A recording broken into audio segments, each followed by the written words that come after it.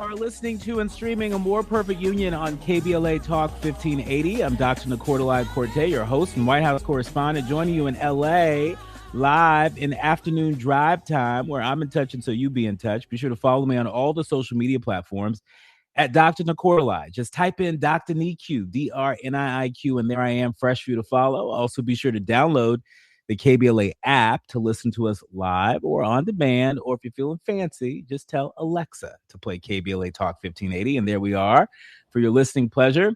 Also, be sure to subscribe to the KBLA YouTube channel, because that way you don't just get to hear us, you get to see us in action, and hopefully you opt to hop into a more perfect group chat, as we like to call it, and sound off. Last but certainly not least, subscribe to A More Perfect Union podcast. That way, if all you got time for are our interviews, you can go right there and get our interviews right there on the go if you subscribe to A More Perfect Union podcast powered by KBLA Talk 1580. Now it's time for your national news roundup. It's time for you to decide the good, bad, and ugly headlines of the day. And kicking us off, our friends over at NPR are reporting that lost in the shuffle of the 2026 midterms, the unprecedented mid-decade redistricting, President Trump's staggering favorability numbers, and Democrats' hopes for retaking the House and potentially the Senate, an election story that could have implications for 2028 and beyond. In 23 states, including 5 presidential swing states, candidates who have denied election results are running for office, and they're going to have a direct role in certifying future elections. Yikes. That is according to a news analysis shared exclusively with NPR by States United Action. It's a nonprofit that seeks to protect elections and has been tracking candidates' position on the validity of election results since 2022. And so pay attention to this, folks. I know I was watching some of the testimony in the Senate. Senator Chris Coons was grilling a Trump nominee, several Trump nominees for federal judge appointments. And it's a shame, that under oath, many of them would not say that Donald Trump lost the 2020 election. That's real. That's not just happening on Capitol Hill. That's happening across the country. So we got to pay attention to that. Speaking of paying attention to things, former Vice President Kamala Harris has endorsed LA Mayor Karen Bass for re-election. The former VP endorsed the LA mayor, citing Bass's achievements, including the decline in homelessness and crime. And despite leading in the polls, Mayor Bass faces voter skepticism, with 56% viewing her unfavorably following her leadership during the devastating Palisades fire. It's worth noting that Harris and Bass, who've known each other for more than 2 decades, have a shared story working on homelessness and child welfare issues. And so lots of folks reading the political tea leaves on that. But now I'm looking forward to leaning into this really extraordinary book by this extraordinary journalist turned author. We're now joined with Cheryl W. Thompson. She's an Emmy Award-winning investigative correspondent for National Public Radio. She's an award-winning reporter for the Washington Post and an associate professor. We love professors over at George Washington University, where she teaches journalism. She is a legend. She's won so many awards, over 40 journalism awards and counting. And as if that wasn't enough, she has authored this really incredible book. I want to encourage our leaders, learners, and listeners to check it out. It's called Forgotten Souls: The Search for the Lost Tuskegee Airmen. I want to welcome the daughter of a Tuskegee Airman, Cheryl Thompson. Welcome to A More Perfect Union. Hi, thank you for having me. God, let me see, legend, daughter of an airman. I'm feeling old right about now. I'm feeling old. Well, you don't look it. Thank you. And anybody who spends 5 minutes with you can tell that you are you're a storytelling jukebox. You have lived a life You have a work and a witness where it is clear that you have paid close attention. Talk to us about uh, how you summoned the courage to tell this story. This is not easy. It's not easy, particularly as the daughter of a Tuskegee Airman, but you made it your business to explore the story of 27 Tuskegee Airmen, Black pilots who fought for America in World War II. This was not an easy story to tell. It wasn't, but it was one of those stories that sort of fell in my lap. When I was at the Washington Post, I spent, I don't know, 22 years at the Post. And when I was there in 2018, one of my colleagues who writes beautifully about history had done a story. The government thought it had found the remains of Tuskegee Airmen, all those years later. And so he knew about my dad. And so we were talking, and I said to him, I said, do you think there are others? And he says, yeah, there are. And I said to him, I said, that's your book. And he looked at me, he says, no, that's your book. And I had never actually thought about, I had thought I had a book in me somewhere, but it wasn't on this, right? I was thinking about something political. And then this just sort of fell in my lap. And it still took me 3 years before I had the nerve to sort of like think that I could maybe write a book, because I could write a news story, right? But 5,000 words versus 70,000 words was a little daunting for me. So it took me a minute to come around for it. And talk about, being the daughter of a Tuskegee Airman, was that more pressure that you put on yourself, or, was that pressure in terms of expectations that folks placed on you? I mean, if you're going to be the daughter of a Tuskegee Airman and you're going to tell the story of 27 souls, right? The bar is pretty high now. Well, it's funny because my dad's long gone. Of course, I had older parents, and I didn't feel that kind of pressure because growing up, he didn't talk a lot. I have two older brothers, and I didn't really pay attention to the stories because he would tell stories, and he had these photo albums that he would bring out, and I would like be mortified. Like if I had a date coming to the house, I'm like, Dad, please don't bring out the photo albums from your time in Italy. But I didn't get the weight of it for many, many years because I think men of that generation just didn't talk about things like that openly. And he was very quiet anyway and reserved. So I didn't feel that kind of pressure. And a lot has been written about the Tuskegee Airmen, right? So I was looking for some story that had not been told. And after doing some research, I thought, gosh, who were these 27 men, and why haven't their stories been told collectively? And so, or even individually for the most part. And so that was what I focused on more than like, oh God, the pressure's on me. Now I did, I will tell you throughout this process, this 3.5 years it took me, I often thought about my dad and wondered what he would think, right? As I was researching and reporting, I was like, would he love this? Would he think maybe I went too far? As an investigative journalist, I'm not sure, but I certainly, it was always in the back of my mind, like, gosh, I want him to be proud. Well, I have a feeling that he has a lot of reason to be proud. I think anybody who gets their hands on this and who celebrates history, particularly Black history, the way that we do, I think there's lots of reason to be proud. When we come forward, I'm curious as to whether or not there are any stories that still continue to haunt you, that still might even keep you up late at night. Plus, we know that the Trump administration is actively removing plaques about airmen from military cemeteries in Europe and working to erase the contributions of African Americans. I'm sure you have an opinion on that, too. More with Cheryl W. Thompson, investigative journalist and author of Forgotten Souls, The Search for the Lost Tuskegee Airmen. You are listening to and streaming A More Perfect Union on KBLA Talk 1580. You are listening to and streaming A More Perfect Union on KBLA Talk 1580. I am so excited to be in conversation on air with Cheryl W. Thompson of NPR. She is award-winning investigative correspondent for NPR, award-winning journalist, and now the author of this book. The folks have been buzzing about this book since early this year. It's called Forgotten Souls, The Search for the Lost Tuskegee Airmen.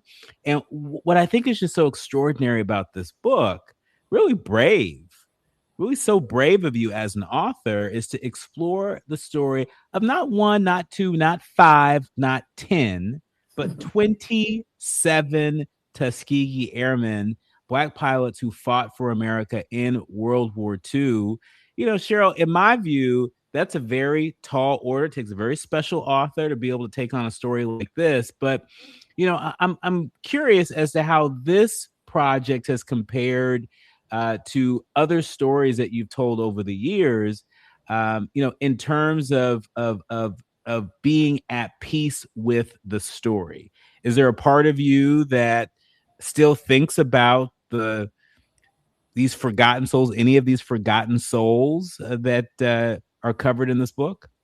Oh, I think about them a lot, mainly because, well, they haven't been found, right? So, I know for a fact, based on the records that I found during my research, that there is at least one of those airmen whose remains actually were found, and somewhere along the way, someone screwed up, either bad paperwork, but he's buried in a coffin somewhere, and you can't disinter somebody unless you're 100% sure. But his remains were found. They just got to figure out like how to get him out.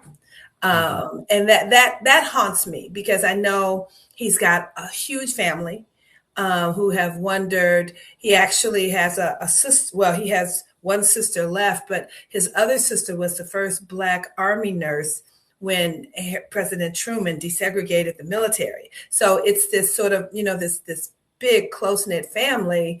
And I know they've wondered for years about him. And, that haunts me because I know they found him. They just can't figure out how to find him, to identify him. But his remains have been found. What was that like being in contact with these families? I mean, in so many ways, families are the same. In so many ways, families are very different. We're talking about grief, and grief across generations. And so talk to us about, how you navigated that, sort of leaning in as far as these family members were willing or able to lean in while managing their own grief. You're right. I mean, grief is grief, right? And I wasn't sure what I was going to find when I reached out to them because I didn't know any of them. And so I just kind of like crossed my fingers and, and put my reporter's hat on and thought, okay, connect with these people. You got to find a commonality. And that commonality was my dad and their relatives, right? That Tuskegee Airmen connection got me in the door every time. And so I used that, but I think that you talk about the commonality also was that these people have never gotten closure, right? For 80 years, they have wondered what has happened to their brother, their dad, their uncle. It's like it's been really very sad because I can only do so much, but the government can come in and the government could send people looking for them. There was a research analyst, Josh Frank, who's in the book, who's woven throughout the book, and he was this ex-military guy who works for the federal government, youngish. He would love that I called him young, white guy who took it upon himself. His job was to find anyone missing from World War II. He took it upon himself to look for the Tuskegee Airmen, and he's the reason that 2 of those men have been found. But now Josh got transferred last year, and so he's not doing that job anymore. So it's really unclear whether anyone is looking for these men anymore. Talk to us about the current political climate. There are a lot of folks who've worked in government that have been doged, people who have left under pressure, and there's so much good work that's coming out of, our government, not just in Washington, D.C., but across the country that people don't ever really learn about. There are a lot of people that wouldn't know that a Josh even existed, had he not popped up in this book. Talk to us about whether or not your investigative skills hit any brick walls as you were, trying to obtain government records and engaging with a government that transitioned. You talked about how it took you 3 years to write this book. That means you started writing this book when our government was under different management than it is today. Well, our government, we were in COVID was when it started. So that presented its own set of challenges because government, government buildings were shut down. And so I had to sort of, maneuver around that. And I finally sort of made my way through that to the various archives and various agencies around the country. But, anybody who knows me knows that I really like my job at NPR and I don't get into the politics of what's going on. So I know you, I know it's like, okay, engage. No, I'm going to stick. I'm going to keep those opinions to myself, but suffice it to say that, I used my research skills. I had help. I had one of the best researchers in the business, Alice Kreitz, who worked with me for many years at the Washington Post, who, when I was stuck, would help me track down people. So, that really helped a lot. And also, I will say that National Archives folks were really helpful to me after I, was forbidden from getting into National Archives during COVID. And I made a couple of calls and managed to get right back in there. So, that worked out. And that helped because those records are majorly important in terms of doing a story like this, right? I mean, these records, these personnel files really help tell the story. Now, I will say that some of them were inaccurate. But I don't know whether that was a sign of the times, whether, it was just sloppy record keeping. I'm not sure. But we all know that, things have been written that aren't always true. And we have to come back and correct the record. And so I was hoping to do that with this book. Talk to us about the art and science of investigative journalism. We know that journalism is, under attack, and there are a lot of folks that, especially when you talk to Gen Z, right? They're more interested in becoming content creators more broadly, than really investing in developing the rigor of journalism. What's your pitch to folks out there, particularly folks in our community that may not have thought much about building a career as an investigative journalist, a skill set that clearly came in very handy when it came to writing this book, Forgotten Souls: The Search for the Lost Tuskegee Airmen? Oh, it absolutely. Those skills absolutely came in handy. You talk about Generation Z. I teach Gen Z. Okay. Oh, it's, the gray hairs I have. Blame it on them. I've been teaching at GW for almost 14 years and the students are great. But I would tell you, they come into my investigative class a little skeptical, not quite sure what to expect. And then by the end of the semester, which ended last week, some of them will send me notes saying, "Oh my God, Professor, I had no idea that these skills would translate and transfer to whatever it is I choose to do in life." And that's the beauty of investigative journalism, right? Or investigative reporting. Those skills you can use in anything. And so I tried to use them to track people down, to find the records, to learn how to analyze the records. Those are the skills that I use that help me tell this story. And a little luck. Journalism is a lot about luck too. I got lucky. I mean, you get so lucky. I'm surprised you're not beaming in from Las Vegas. I ain't that lucky. Some people might disagree with you, but no, it was about luck because I didn't know what I was going to find with these families. And I got to tell you, the stories, I always tell my students, there's always a scene in which to go because you can do stuff by phone, but there is nothing like being there in person. And I don't know how much time we have, but I got a couple of stories. One in particular I'd love to share was a woman who's the sister of an airman who was the first person I reached out to, mainly because she had such an unusual maiden name. It was Polkinghorn. So as a reporter, I'm going to go for the people with the unusual names because they're probably easier to find. And so I tracked her down and she was lovely. She's in her 90s and she was lovely. And we talked, but I had to pull a little information. She wasn't used to some reporter calling her out of the blue. Anyway, we talked several times and I just couldn't get a lot. I couldn't get beyond the basic stuff. And so finally I called her one day and I said, "Mrs. Wilson," I said, "do you think I could come and visit?" you? And she was like, well, I guess. I mean, that's how she was, that person, I guess. So I hopped on a plane, went to Florida. And I said, before I got there, I said, listen, I said, if you could like search the house, because she lived in the family homestead that her parents bought in like 1923. I said, if you could find any pictures, any letters, anything you might have, pertaining to your brother, that would be really helpful. And she's like, well, I don't think I have anything, but I'll check. So I get to Florida. I come to the house.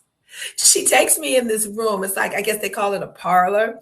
I go in there. There's this coffee table like filled with like letters and photos. And I'm thinking to myself, like, didn't you tell me you didn't have anything? She had like a gold mine. And so I'm going through and I'm reading the letters. I'm looking at the photos, a couple of which I used in the book. And I see these two letters that her brother had written home.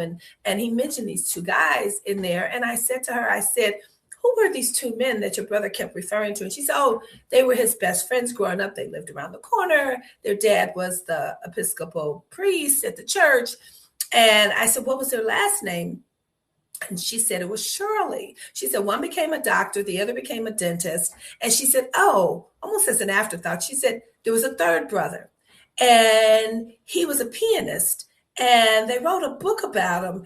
And his name was Don. I said, Don Shirley, as in Green Book, the Oscar-winning movie that, and I started rattling off this stuff. It's one of my favorite films. And she looked at me, she said, uh-huh.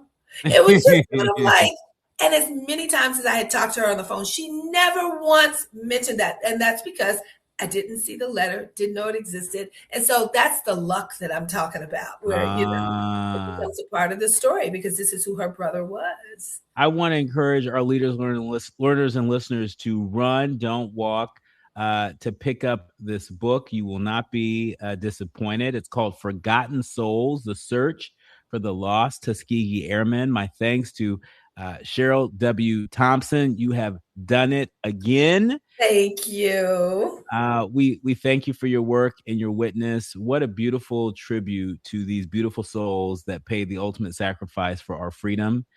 We thank you for speaking their names and sharing their stories. Thank you. And I did learn during my research that my dad was in the class with a couple of them. So that was, heartwarming. And my website, CherylWThompson.com, if I can throw that out there, and you can learn more about my dad and the airmen, and you can order the book there. So thank you. Thank you. You've been listening to and streaming A More Perfect Union on KBLA Talk 1580. When we come forward, the mayor of Gary, Indiana joins us, and he is really excited. Can't stop till he gets enough. Wink, wink, nod, nod. You're listening to A More Perfect Union on KBLA Talk 1580. Thank you, Cheryl. Thank you. And he's my neighbor. I'm from Chicago. Oh, really? So, yeah. So I want to tune in and hear what he has to say. Okay, Chicago.